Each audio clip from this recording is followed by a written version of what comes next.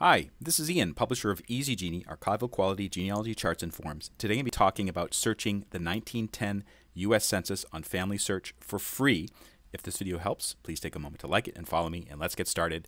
FamilySearch, as I've said before in other videos, is a wonderful resource. It's free. Unlike Ancestry, which charges a lot of money to use, FamilySearch is free for most records, and even for the records you have to pay for, it'll warn you about that before it sends you to another website to search for them. So I'm searching for the 1910 U.S. Census, which is completely free to browse and to download copies. So you need to register for FamilySearch and log in.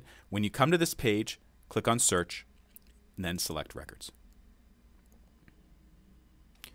Ignore the part at the top here, because if you start plugging in names at the top, you'll get too many records, and we just want the 1910 census. So this is the easy way to do it.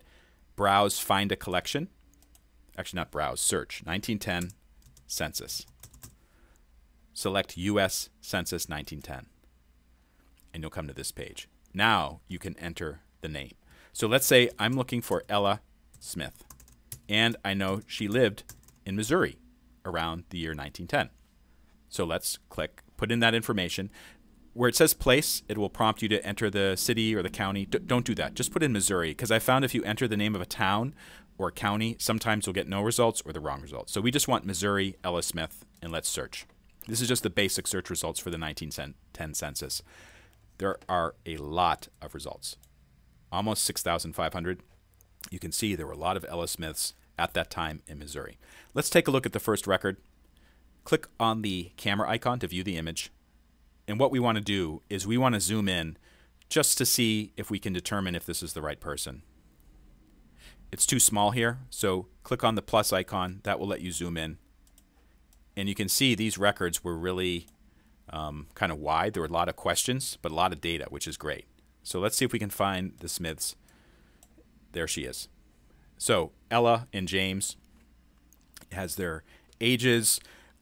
Important thing to know about this particular census is they started asking detailed questions about your occupation, including your trade, your industry, whether you were self-employed, things like that. And you can see this information pops up over here. So if this is the right record that you're looking for, like I look at Ella, I see, oh yeah, James, they were married to, she was married to a guy named James. Just click download. And then if you're on a PC or Mac, you can save it to your hard drive. And I do recommend saving a copy. You can look at it later on. You can print it out if you want. You can do some color corrections if you know how to do that. So if you wanted to, you could just save it. I'm not going to do that right now. But let's say that I looked at this and I said, no, this is not the right Ella, because she wasn't married to someone named James. So let's go back and use the advanced search features in FamilySearch to search this particular census, the 1910 federal census in Missouri, for Ella Smith. It's on the right side of the page. So here's the original basic results, 6,422. What we're going to do is go to the right side of the page, and the first thing I'm going to do is select this checkbox, which means match last names exactly. What this means is that it will only let Smith show up, whatever I type in here, Smith. So you can't have Smithson or Smythe or Smithfield or anything like that. Those results won't show up, only Smith. I could do the same thing for Ella, but the problem for doing that is if the census taker was going house to house, let's say that they used Ellen instead of Ella, then that person wouldn't show up if I selected this. So be careful how you use these checkboxes, because sometimes it will exclude people you want to include. The other thing I like to do is if I know the rough age, click on birth, and then you can select the birthplace and the birth year. So I'm going to say, let's say that Ella Smith in 1910 was 30 years old. So they were born around 1880. So what I can do is I can type birth year 1888 to 1890. Oh, actually, that's not right. So if they were 30 in 1910, so it would be 1878 to 1882. All right. So that's roughly the age range. Another thing you could do is you can add a family member, spouse, father, mother, other person. I usually select other person regardless, because maybe it could be a kid, maybe it could be a spouse, maybe it could be a parent. This will just get everybody, other person. So I'm going to, let's say that this Ella Smith was living with a person named Ned. Maybe Ned was a child. Let's see what turns up. So I'm going to click search. and there's 131 results.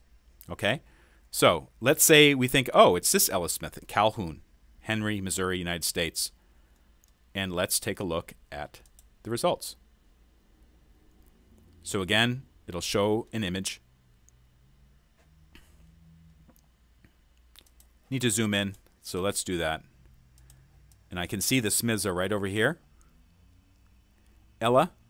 So I don't see Ned here, but I do see an NF. Okay? But actually, that's the husband.